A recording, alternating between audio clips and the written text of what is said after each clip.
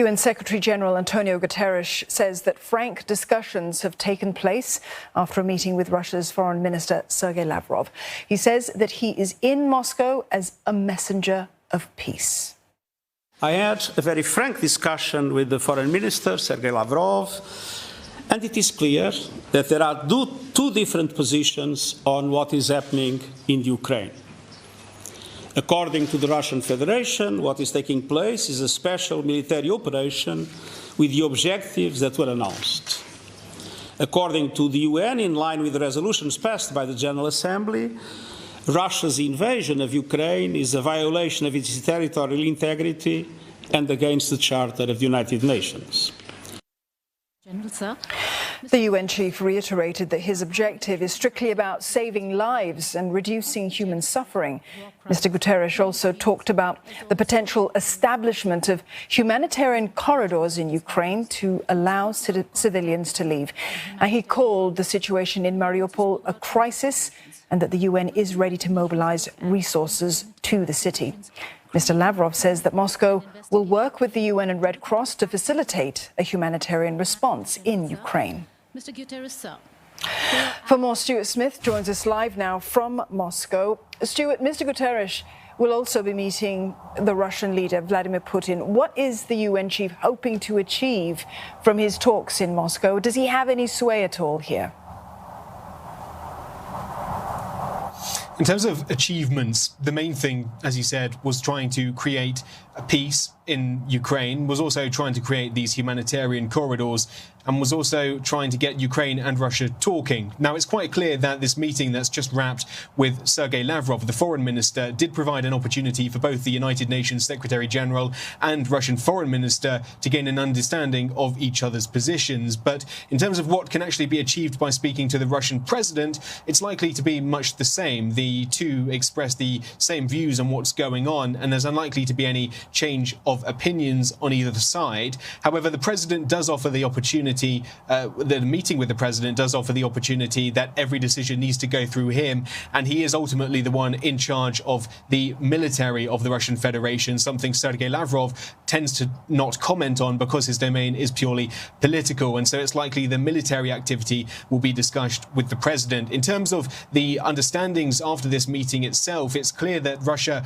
although listening to the United Nations, still feels strongly that what it is doing is both in line with the Charter of the United Nations, despite that vote being held at the United Nations that said what Russia was doing was illegal, and also that Russia believes it is offering the appropriate level of humanitarian assistance. For example, the UN Secretary-General called for a UN body to be set up between Russia and Ukraine to help facilitate aid, but Russia insists aid is getting in and humanitarian corridors are being set up, but that Ukraine is not letting civilians use them. Same again with negotiations. Russia says it's trying to negotiate, but Ukraine is refusing to do so. And same with the invasion itself. Russia says it is trying to create a swift and speedy end to this operation, but Western powers keep pumping weapons into Ukraine, and therefore Ukraine wants to keep fighting. So each time Russia says it has a good reason for doing what it's doing, and that the difficulties lie with those abroad in Ukraine and the United States, not with Russia's actions.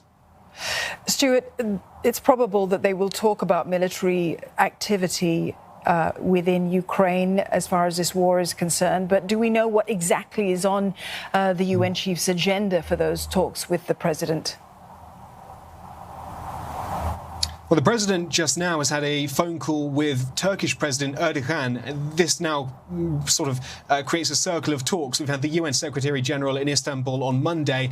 Now the President Erdogan has spoken with Russian President Putin, and now the UN Secretary-General is about to speak with the Russian president. And the discussions between Erdogan and Putin seem to have revolved specifically about humanitarian assistance for those people trapped in the Azovstal steel plant in Mariupol. Around 2,000 fighters estimated to still be there, and Ukraine says citizens too. Now, Russia has said it is providing humanitarian corridors for people to leave, but Ukraine says it is purely on the initiative of Russia, and therefore these humanitarian corridors cannot be trusted to be safe. So that is likely one of the things and one of the objectives we know for sure that the Secretary-General wanted to come out with, some kind of guarantee to get people out of that Azovstal plant. We know Russia says civilians are allowed out, but did not on Monday offer any opportunity for the fighters to come out. The difficulty is Russia says that it is happy to open these corridors, but the people inside, it says, are being told by Ukraine not to leave. And so Russia insists a command would need to come from Ukraine first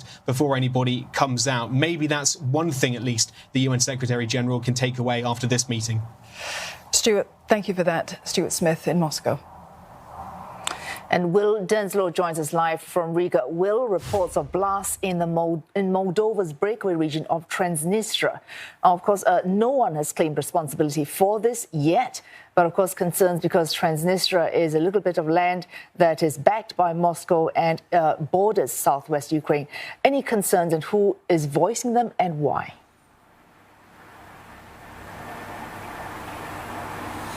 Well, as far as we understand it, these reported attacks occurred on Monday on a military unit in Transnistria, as well as reports that 2 radio antennas were destroyed as well. In response to that, we've heard from officials in the region that say they've now raised the terrorist level threat to red. They've also installed checkpoints coming into some of the major cities in that Moldovan breakaway region as well.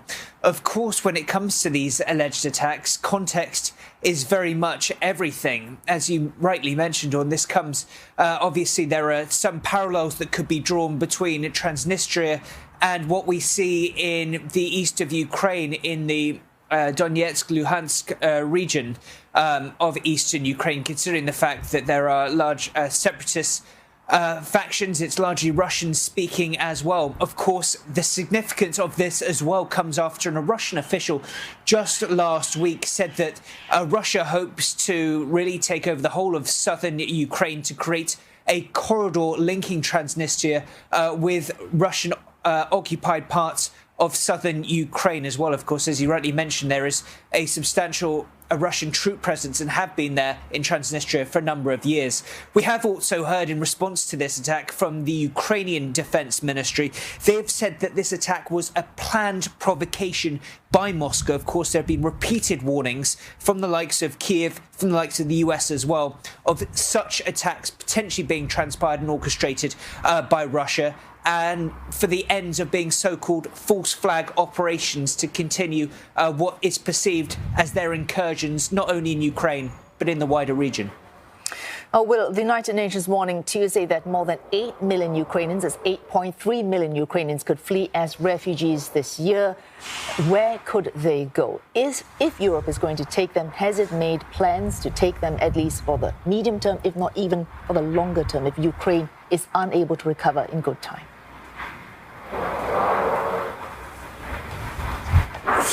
Well, yeah, this is a huge concern. These figures are quite jarring. Of course, this new estimate of 8.3 million people expected to flee the country alone by the end of the year. 5 million people, more than 5 million, have already left the country so far, according to UN estimates. It's believed that nearly 13 million people in Ukraine have already fled their homes. That means internally displaced as well as those leaving the country. Of course, we know that Poland has taken on the bulk of refugees so far. More than 2.5 million people have fled the western border from Ukraine into neighbouring Poland, with the likes of Hungary to the north also taking on a number of refugees as well.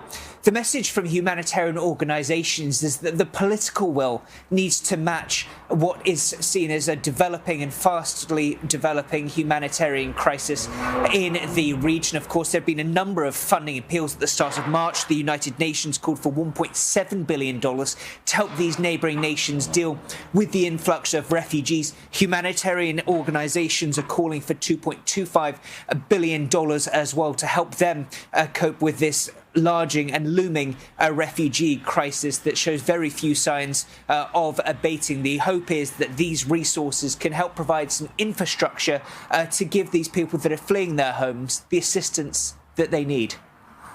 And thank you. Will Denslow speaking to us there from Riga.